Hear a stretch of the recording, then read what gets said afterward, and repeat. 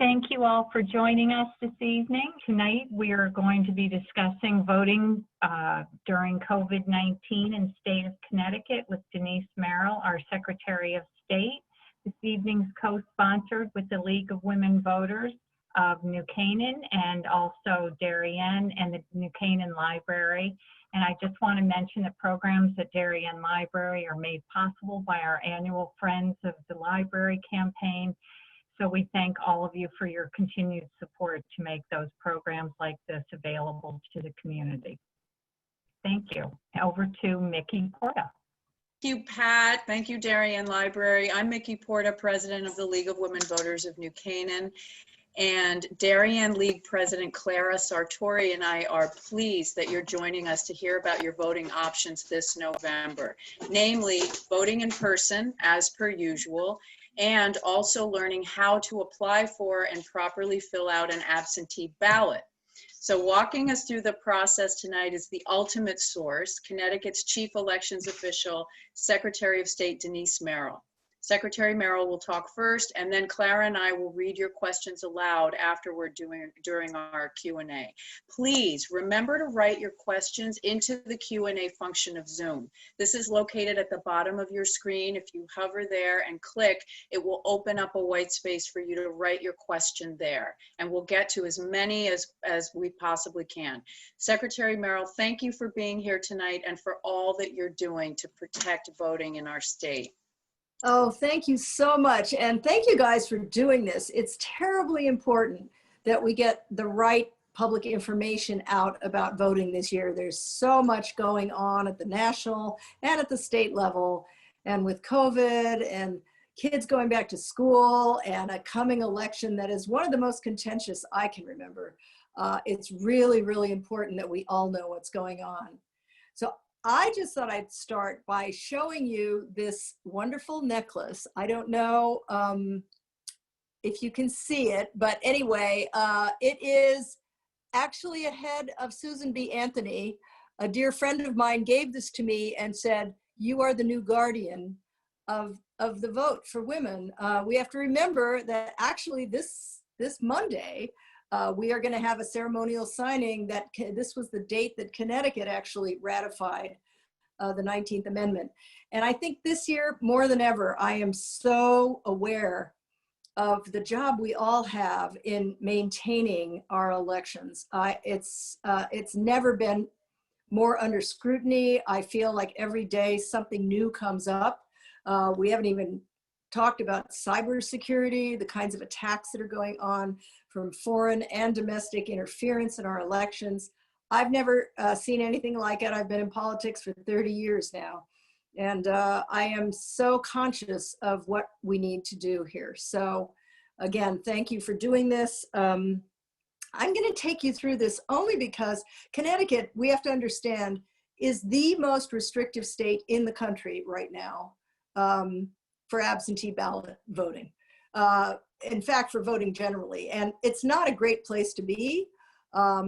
It has come upon us over a number of years. I've made suggestions and all kinds of legislative proposals over the last 10 years. And we have no days of early voting. 40 other states have days of early voting. And we have no easy access to absentee ballots. Well, of course, COVID changed everything. And we were left trying to recreate a system where no one would have to choose between their health and their vote. That's the bottom line. That's why we're doing all of this. And it isn't easy to change a system and turn it on its head within just a few months, but we're going to do it. And I think we're going to do a pretty good job of it, honestly. Normally in most elections, about 4 to 8% of people vote by absentee ballot. And maybe some of you have done that.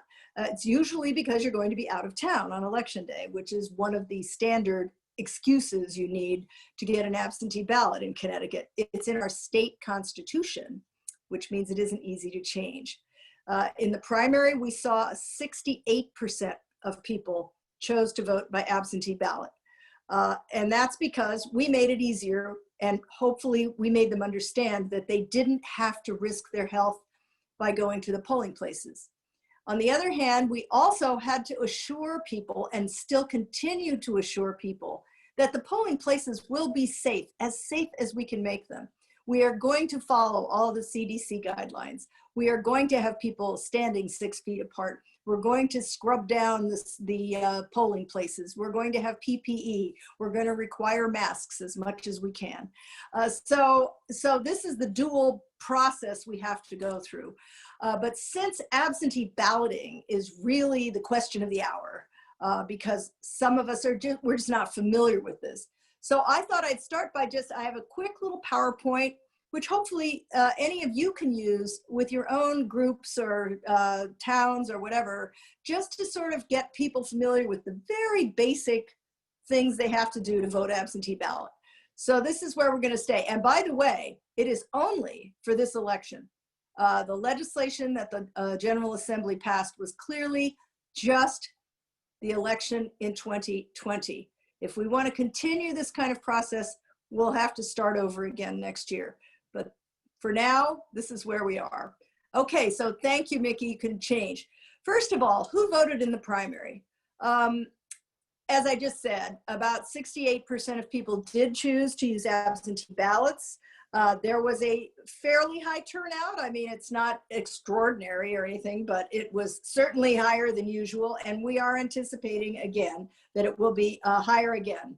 So altogether, both parties had primaries. We had 348,205 people who actually voted, and 58%, according to this group, voted absentee. But then later on, we had an even higher count. Democrats did vote in higher numbers by absentee than Republicans. I don't know if that'll hold true. The number we are using to kind of calculate how to plan for the election is we're figuring there's going to be between an 80 and 90% turnout of registered voters. And remember, that's not everybody. That's another tale for another day. So based on what we saw in the primary, we're going to plan accordingly. So we'll plan for about an 80 to 90% turnout of all voters, and we have 2.1 million registered voters in the state of Connecticut. So let's talk about who's eligible to vote absentee ballot in this November election. Any voter can check the box, which is newly developed on the application, that says that you are concerned about the COVID pandemic. I forget how we exactly word it, but I'll show you in a minute. And then, of course, all the other reasons still apply. If you're out of town, if you're permanently disabled, if you're unable to get to the polls, for any of the other 4 reasons we normally allow, you can certainly still do that. Okay, next slide. Applications for absentee ballots will be mailed to all active registered voters. Don't forget, this is just the application. This is an example of some of the disinformation that was going around earlier this year. We do not mail ballots directly to voters. Sometimes I wish we would, but we'd have to have a lot more process in place to make that the case. We have just started mailing the applications out, and hopefully some of you have already gotten them. We started mailing them last Friday, so they'll be mailed all this week on a rolling basis by the size of town. We decided to mail the ones to the larger towns first, knowing that they had a much bigger job on their hands processing. We are recommending that every voter go check your registration status at our website, MyVote.CT.gov/lookup.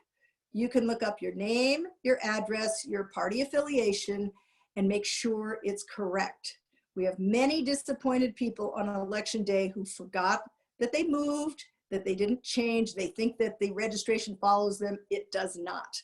Even if you move across town, you could have a problem. So we recommend everyone look on that. And I'm going to tell you more about that later, because we now do have a ballot tracking system, which is new.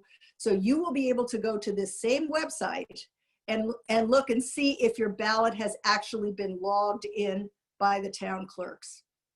Okay, next slide. So this is what you do to return your absentee ballot application. Let's say you decide, I want to vote absentee ballot this year. I'm feeling that it's too much of a risk for me to go to the polling places. Maybe you're over 65 like I am, or in some other risk category, but anyone can do this. So you're going to return the application. How do you do it? First of all, you do it right away. We know about the questions that have arisen about the Postal Service. I am not convinced that it's going to be manageable. After what I've seen right here in Connecticut, we have assurances from them, and we have marked the applications and the ballots with special envelopes that show that it's election mail. We've done all those things. Still, just get it in the mail as soon as you get it if you're going to use it. Or even better, you can drop it off in the pictured, secure, safe absentee ballot drop box stationed outside your town hall. Every town has at least one. And we have bought some extras because they were so popular in the primary. People really like the idea that they know their ballot absolutely has arrived. They're extremely secure. They have tiny little openings to put your ballot in. There was a lot of discussion about these. They're used very frequently in many other states. We're very happy with them. They're extremely secure and solid and bolted to the ground, and usually have security cameras involved. So you can feel good about dropping your ballot in the box, and frankly, I would recommend it. Okay, next one. Here's a picture of the actual application, which of course you can get right on our website. Anyone can download an application, but the reason we're mailing them along with a stamped self-addressed envelope is because you still have to print it out, which I have to say I'm not happy about. We still have not got a lot of technology. We're behind the times. Hopefully we can fix that soon if the legislature will vote in some new processes for us. So as you can see, the application's pretty straightforward. We always tell people, just remember, you've got to sign it. That's the big thing. If you don't sign it, it won't happen. And that's the end of that. You can see there is the COVID excuse there in section 2, right at the top, and then the others are listed below that. We ask for your telephone and email address for a reason. If you put them in, then if something goes wrong with your ballot, let's say your ballot comes back and you did forget to sign the inner envelope or something like that, the town clerks, particularly in smaller towns, will be able to contact you and let you know that unless you fix the ballot, it will not be counted. You know, we have a pretty low rate of spoiled ballots here in Connecticut, but it does happen. And so we really recommend you give us that information, even though I know people are worried about giving their personal information. I would do it here. So you can see it's other than that, it's a pretty standard form. And you see there, you can get it on our website. You can also get it at your town hall, which you always could do. But we did all this because the town halls weren't even open when we started this process. And even now, they're, I think, under very limited hours and staffing. So I think this has been a tremendous asset to the voters to mail out these applications. Okay, next. All about ballots. Okay, ballots this year will be mailed by the town clerks. So when you send your application back, it's going to go back to your town clerk. The big thing to remember is that ballots are not available to be sent back to you until October 2nd. We had a lot of confusion in the primary because people got the application, they were all excited, they sent it right back, and then they had to wait 3 or 4 weeks to get the ballot. And we had thousands of people calling our office saying, where's my ballot, where's my ballot? So we really need to make people understand you're not going to get it before almost mid-October. That is the law, and it's there for a reason. It takes us time to print the over 500 different ballot styles that we have in Connecticut. Again, we have a lot of checks and balances, but it's a very cumbersome system for a mail-in ballot. And so we just have to deal within the laws we currently have. So return the applications and ballots as soon as possible. Use the drop box is, I think, preferable. Ballots must be received by 8 o'clock on election day. We had a call with the registrars today, and there were a lot of questions about what happens if somebody walks in with their absentee ballot and wants to just file it right there on election day. That you can put it in the ballot box. So that's our suggestion. If you're someone who wants to come down on election day, just stick it in the ballot box and it'll still get counted if it's before 8 o'clock. Again, voters can check to see when the town issues their ballot on our voter lookup tool. This is a new function. I think it's going to do a long way to assure people that their ballot is being received and counted. And there's the site again, MyVote.CT.gov.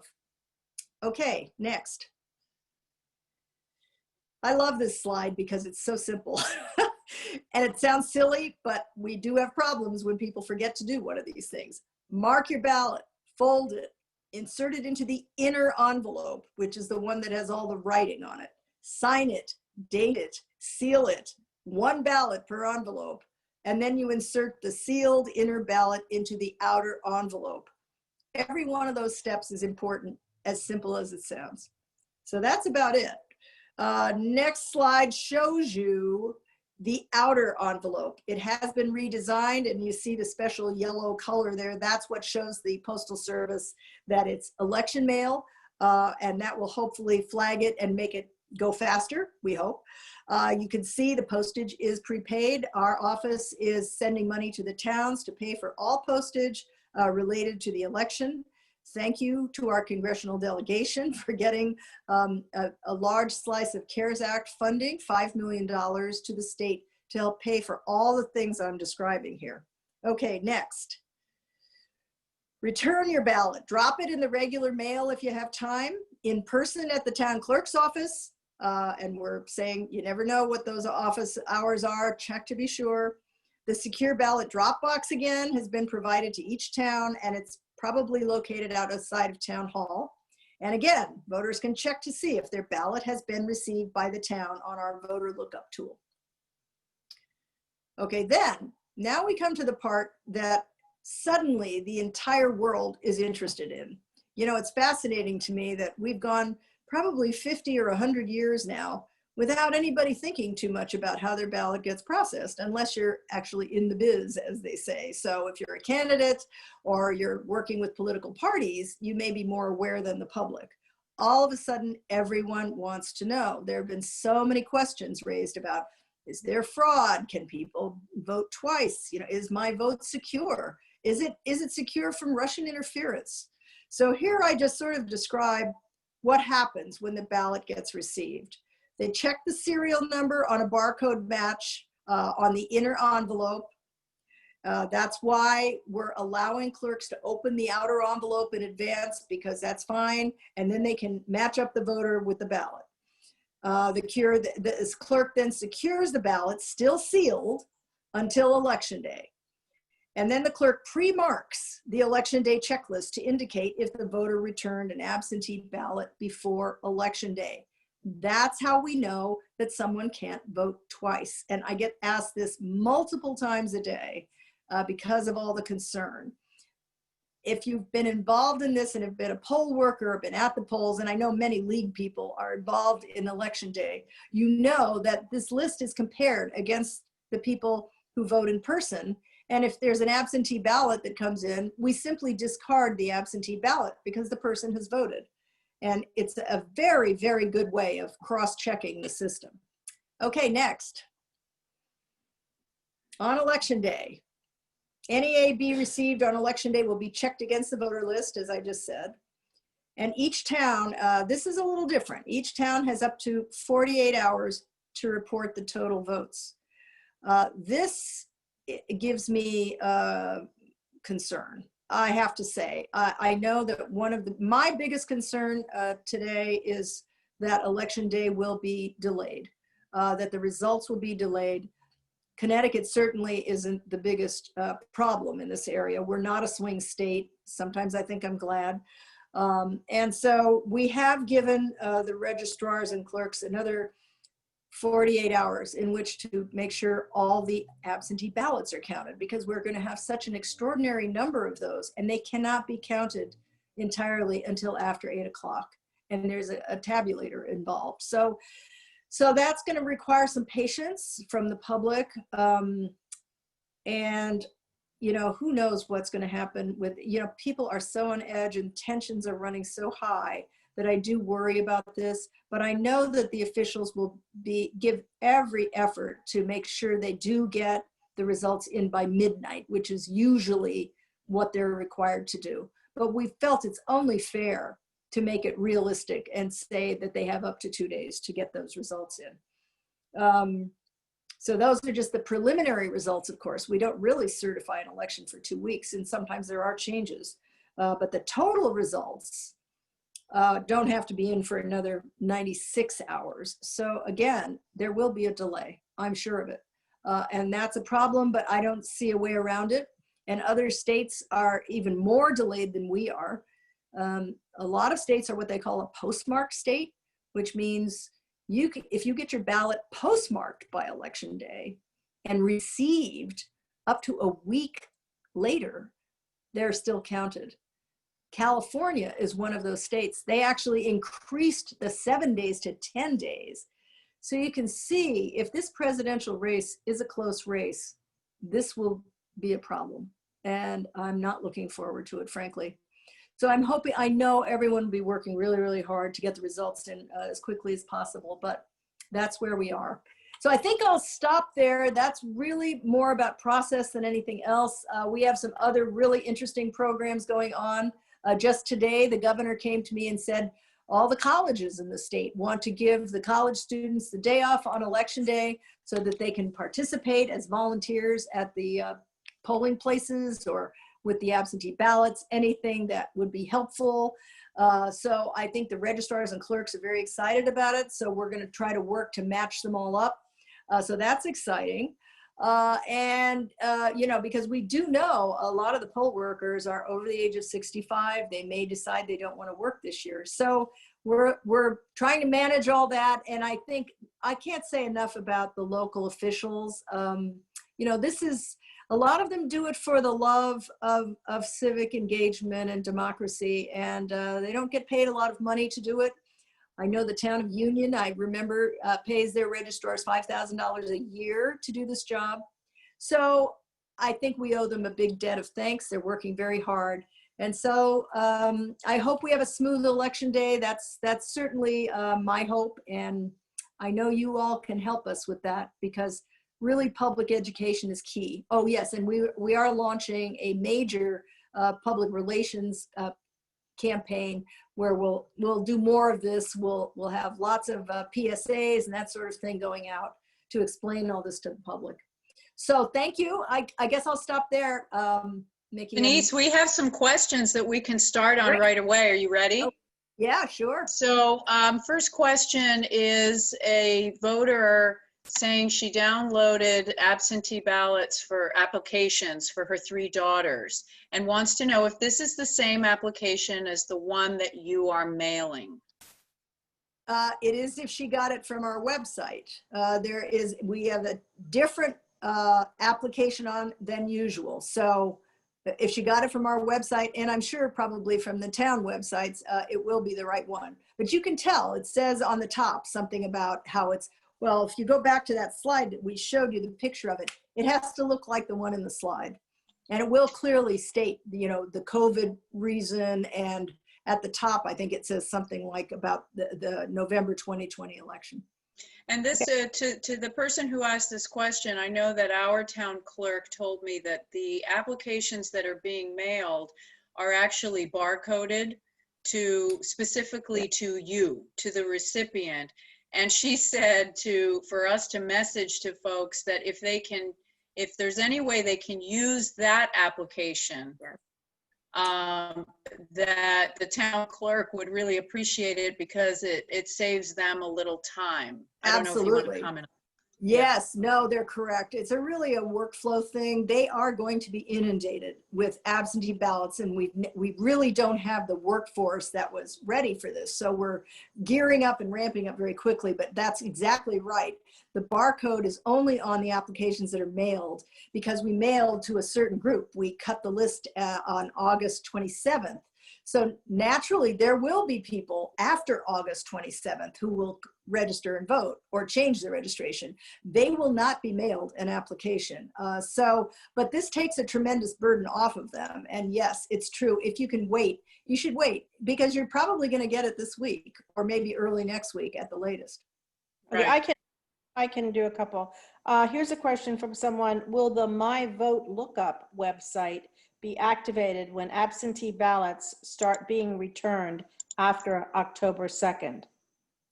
Yes, in fact, it's actually activated now. You can also see as soon as the clerk logs in your application coming in, that's also logged in on the voter registry. So you should be able to see when the application has been logged in as well. And then we will be the clerks will be sending out the ballots after October 2nd. It's not in real time, but it is within a day of when they actually input the AB. There's a special field for AB, and all they do is they go down and they check AB, AB, AB. And that is not in real time. It is, then they have to make a new list every day. So it takes about a day lag, but it's up there. Okay, I'll do another one. I voted absentee in the primary, dropping off my ballot in a drop box, but I think I want to vote in person on November 3rd to make sure I'm counted immediately. I fear early returns might show a candidate in the lead, but the absentee ballots might have been counted in time. Am I right to do that? Might not have been counted in time. I'll do that again. I fear early returns show a candidate in the lead, but absentee ballots might not have been counted in time. Am I right to do that? Well, I would say if you want to go to the polling places, it's perfectly fine. And yes, you are sure that right there it'll be counted. But we have changed the law this year in another way, and absentee ballots can be counted starting at 6 in the morning, because a lot of them will come in. And as I said, we allow the clerks to open the outer envelope, so they'll be ready to go and tabulated by 6 a.m. So it won't be quite the problem it usually is. On the other hand, we're going to get thousands of them. So I don't know. And it's true that many towns don't count them till the end of the day for the reasons I described before. So, I mean, I think it's up to you, but certainly there has been concern about that. That's right. And I don't know how that'll factor in the presidential race, but of course, we being on the East Coast, we will be a harbinger to some extent of what's going on in the presidential race. So, but we're pretty, like the 2 days that we need for the extra time to get all the results, all the absentees counted, that's relatively modest, I'm sorry to say. Places like Pennsylvania will be a big problem. I think they'll have quite a delay in the bigger cities. Will the official ballot drop box be emptied every day? Oh, absolutely. Sometimes more than once a day. If it gets full, the clerks really like that. It's good for them. It makes things easier because all they do is they go out and they get the ballots and bring them back in, as opposed to waiting for the mail every day and, having to process them differently. So yes, they are processed every day. Okay. Another about the boxes. Will Stamford have more than 2 boxes? And how often will the ballots be retrieved? You just answered that. But do you know whether Stamford will have multiple boxes? That's up to them. If they requested some, we did buy another 50 ballot boxes. That's all we could get, frankly, in time. And the legislation also requires that if they have ballot boxes other than next to town hall, a policeman has to accompany the clerk. So it's really up to the town if they think they can handle that kind of process. And I don't know if Stamford has asked for more boxes or not. Okay, thank you. Do poll workers, college students or otherwise, have to be registered Connecticut voters?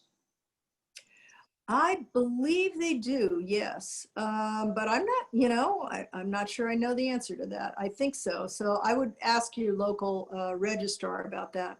The registrars are the ones who not only recruit, but they do the training. There is it's very simple, really. It's a little online video kind of program and test that you take as a poll worker. So I don't really know the answer, but I think so, yes. Okay. What will be the in-person experience at the polls? Oh, as I sort of alluded to, we have taken great efforts to make sure that every polling place is following CDC guidelines. They will have to make sure that their booths are at least 6 feet apart. Only a certain number of people will be allowed in the polling place at one time.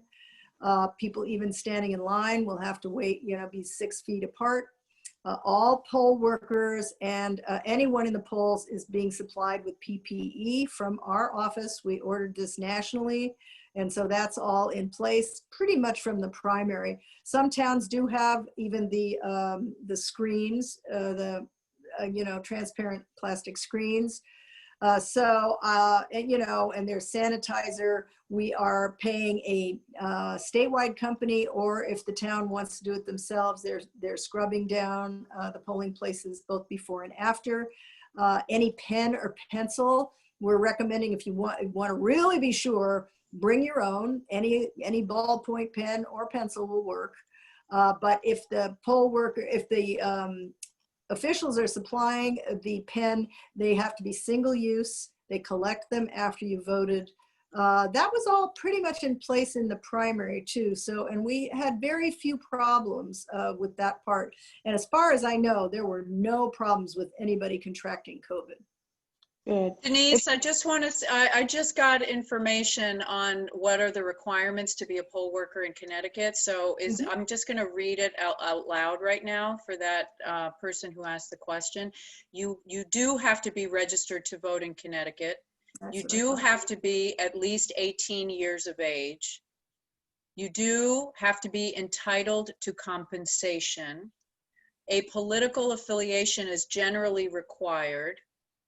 You must be a resident of the town in which you apply. You have to complete required training.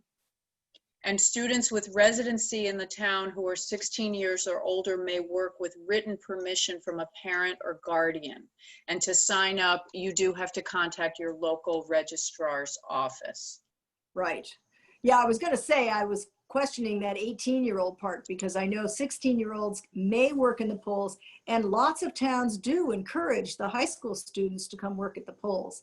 And they usually pair them up with one of the standard, the usual poll workers, and they make a nice team. So we have a few questions that are also similar. I'd just like to combine them. It's about what happens if you get an absentee ballot and you decide that instead you want to go to the poll and vote in person.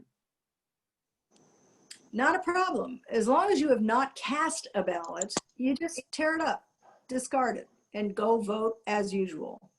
And if you did cast your ballot and you showed up at the polls to vote in person, would they turn you away?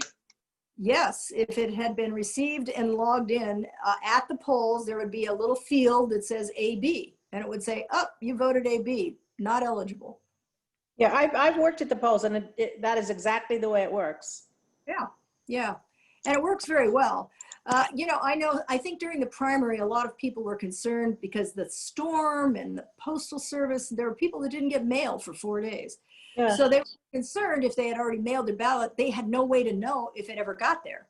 And so we did have people showing up and saying, I want to vote because I don't know if my ballot was received. I think our ballot tracking system will take care of some of that, quite a lot of it, hopefully. Because people were flooding our office with calls about this. So, but if that happens, if you show up, if it's been logged in, if you have voted, you get turned away. And at the end of the evening, if somehow you voted and your ballot hadn't been received, but it got received on election day, the absentee ballot would simply be discarded. Okay, here's something a little different. Can you please check the design of the web page that displays voter registration and ballot return information? The size of the fonts and physical page layout is virtually unreadable and needs redesign badly. Many thanks from a friendly web design expert. Oh, boy, you're breaking my heart. You know, this has been just an absolute nightmare because here we go, state bureaucracy. We are not in control of the design of our page. We were, but then they went to a statewide common platform. And so we have to work within their parameters. But thank you for the suggestion. We have been working on it and I keep making noise about it. And now that everyone's looking at it, it's more important than ever. So we're trying, but I don't hold out much hope that we'll be able to do much better before the election. We're stuck with exactly only the fonts that they let us use, for example. All right. Is there any circumstance where I will not be informed that my absentee ballot has been rejected? Oh, that's completely possible. Most towns, particularly smaller towns, as I was saying before, if there's a problem with your ballot and it will be rejected because you didn't sign it or it's not sealed properly or something like that, most towns will call you or try to contact you by email. But if they have no way to contact you, there is no way to tell you that that's going on, and then you will not know. Okay. Two similar questions. Will cities like ours, I'm thinking this might be Stamford, will cities like ours hire more counters for absentee ballots to expedite the final numbers? I certainly hope so. And again, that is up to the clerks and the registrars. We have sent Stamford, I think, about $100,000 to take care of that extra expense. We just announced the other day, we sent out $2.3 million to cities and towns so they would have the resources they need to hire people or use the volunteers. I think that towns ought to look at these college students, a lot of whom are home at least part of the time, and they're volunteering. We're going to have a website at the governor's office. It's already there actually, but we're going to streamline it so that you can tell if you're a college student, you can sign up, you know, give us what town you live in, and hopefully they will call on these young people because we need to engage them. And I think this is a perfect way to do it. So I'm hoping that the local officials will take us up on this offer. Okay, here, you might have touched on this, but it's a little different. I'm feeling more comfortable voting in person, but would prefer to vote absentee and use the drop box to avoid the post office issue. Having said that, would you, and it's in quotes, so I guess it means you personally, Secretary Merrill, prefer to have absentee ballots dropped off to have less people vote in person? Want me to read it again? No, honestly, managing this number of absentee ballots, because I'm figuring if we figure there are 2.1 million voters registered right now, and there probably will be more by election day. So let's say there's another couple 100,000, and we're figuring 80% of them show up. And then of those that 50 or 60% vote absentee, well, you can do the math. We're talking about processing over 1 million absentee ballots. And that is daunting. So I still think if you want to go to the polls, go to the polls. I'm going to go to the polls. I'm in a high risk category technically, but I just want to go to the polls because I always have. So I'm feeling confident enough about it that I think I'll be safe at the polls. And so if that's a factor for you, you know, go ahead and do it. But I think either way, you're fine. Your vote's going to get counted. I don't know about you, Clara, but I'm voting in person, and I am assuring other people that in-person voting, we're taking great pains to be safe and that it will continue as per usual. There were many questions about whether in New Canaan, if our polling places were going to be closed or different hours, and the answer is no. The polling places will be open as per usual from 6 a.m. to 8 p.m. That's right. Okay. All right. Here's an international. Yeah, there was. Go ahead. No, you go ahead. Well, I was just going to say, I think there was so much conversation about absentee ballots. There are still a lot of people that think that that they can't vote in person. You know, I've had several calls just in the last few days where people said, well, are the polling places going to be open? I didn't know that, you know, so I think that's part of the fallout from all this.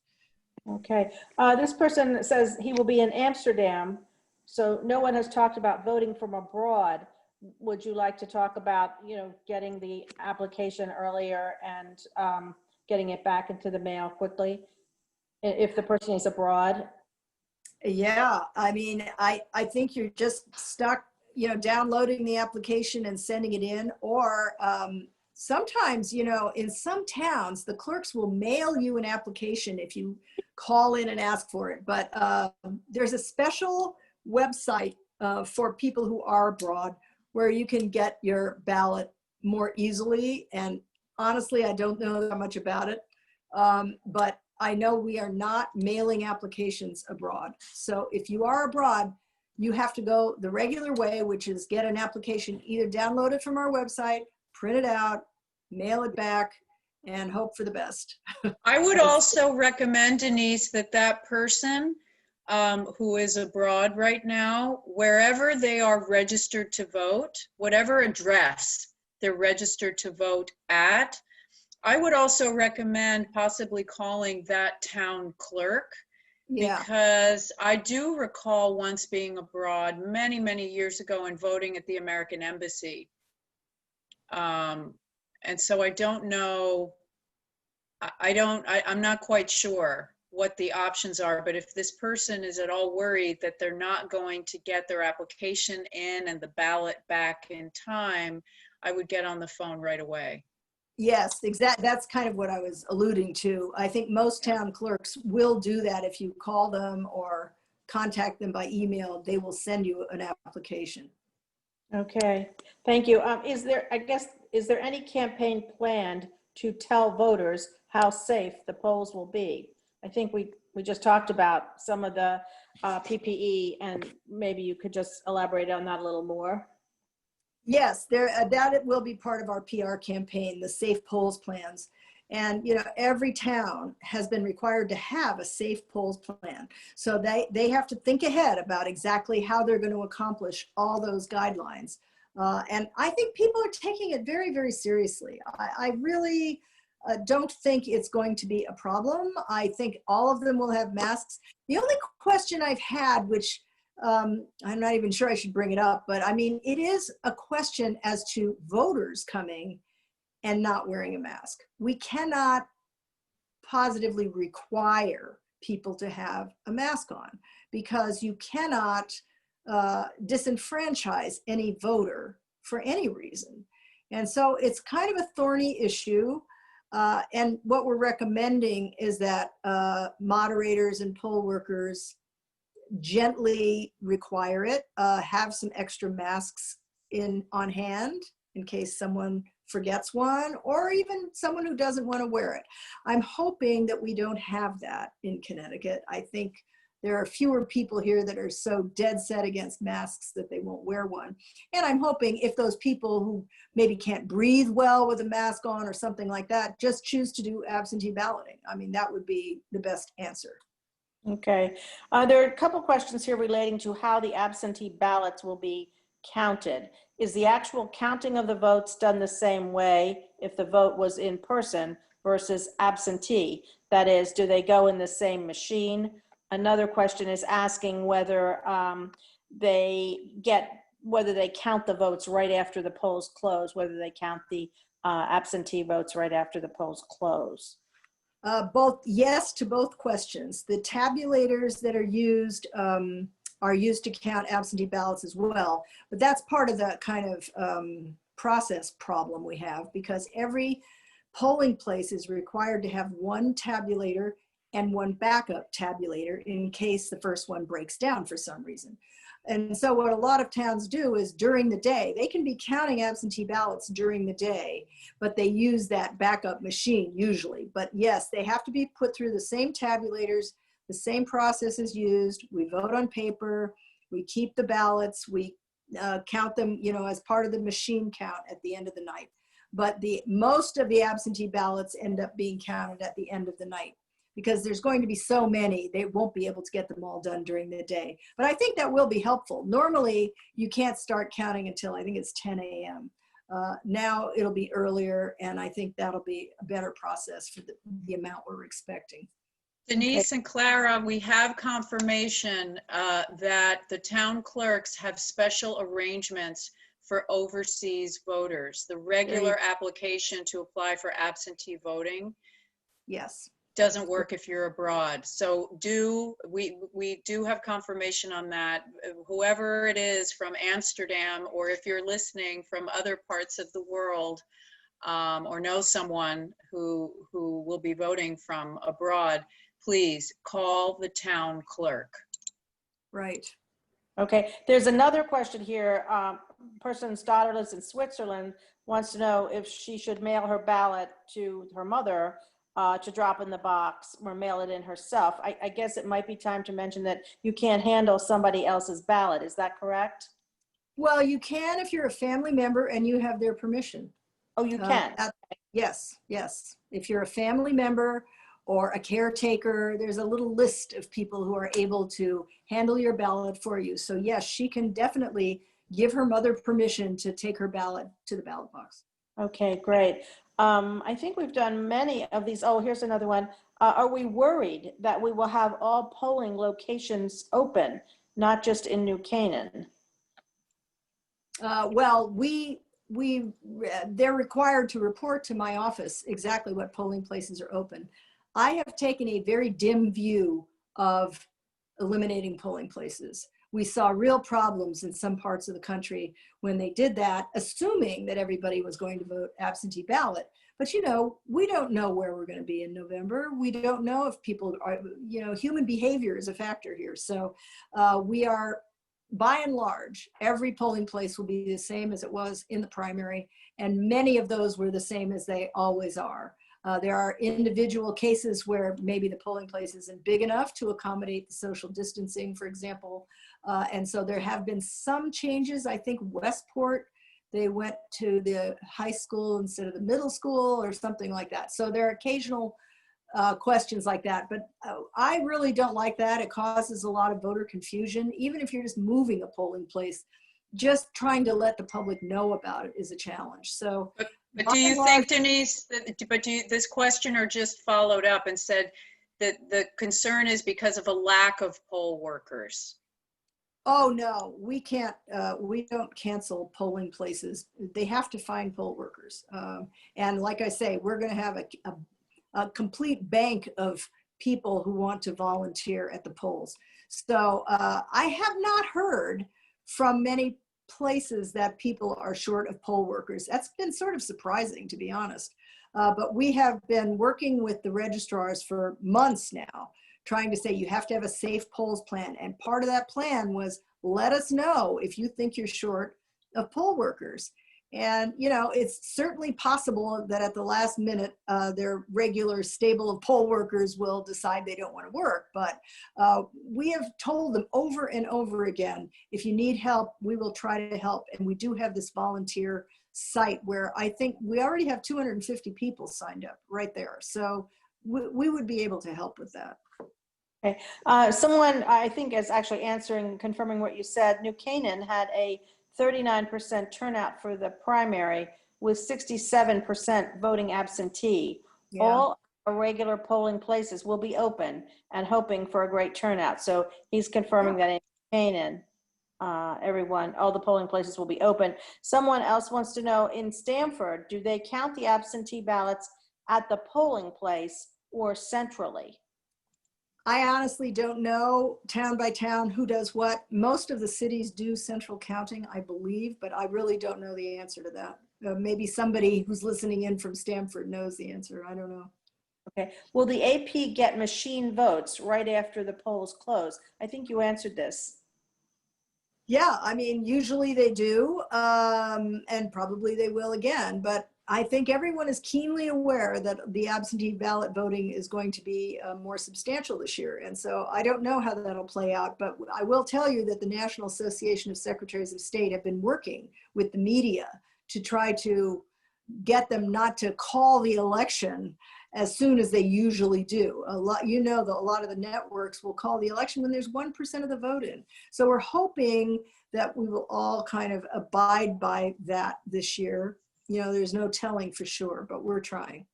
Okay. Many registrars are getting pushback from towns and school officials. Any help you can give would be appreciated, like a strong arm. I guess they're referring to the fact that schools need to be closed on election day.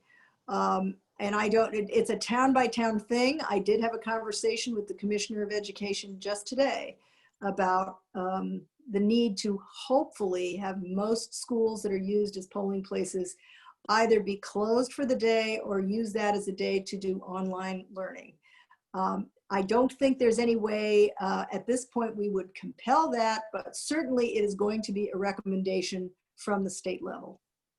I think for security reasons too, it's good for the kids. There are all kinds of reasons. For years, we introduced legislation a couple of years ago, but that idea of individual authority goes far in Connecticut. So he is going to the Superintendent's Association to talk to them about it and to make a plea for, I would love to see all of Connecticut's schools closed on election day. Use it as a day for civic learning. You know, we have a red, white, and blue schools program that I've been working with the Department of Education for a number of years now. It's a great opportunity. The kids could all study something for the day, whether it's a president from the past or, you know, there's so many lessons you could do. And it's just a perfect opportunity for that. So I'm hoping that the state board and the superintendents will see it as that.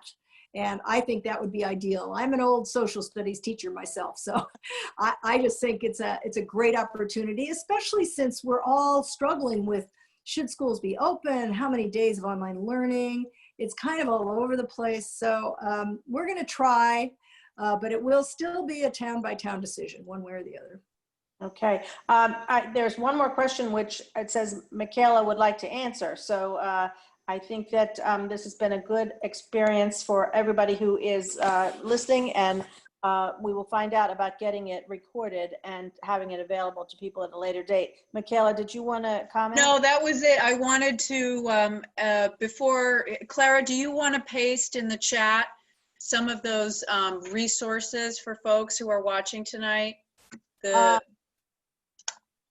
or I can do it. I can do it if you don't have it. No, let me see if I can do it. The resources, one that was mentioned by Denise Merrill is MyVote.Connecticut.gov. So it's No, here, it's I'm just pasting it. I just did it. I just did it because I have it.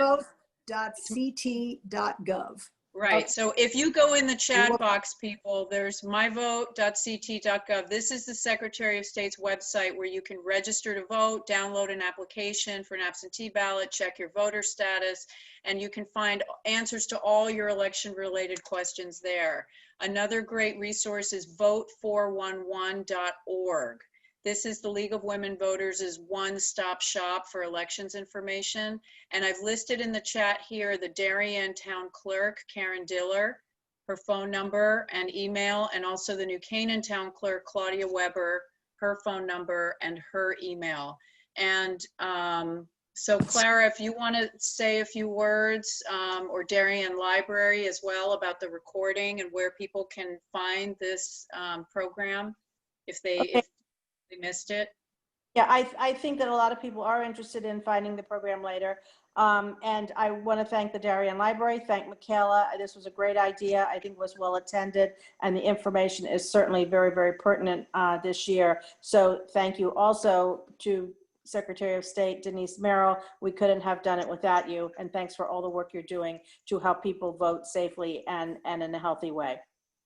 Oh, thank you. And thank you so much for having me. This is such important information. So everything you're doing is helpful to informing the public about what their rights are to vote and that they can be sure that their vote will count in Connecticut.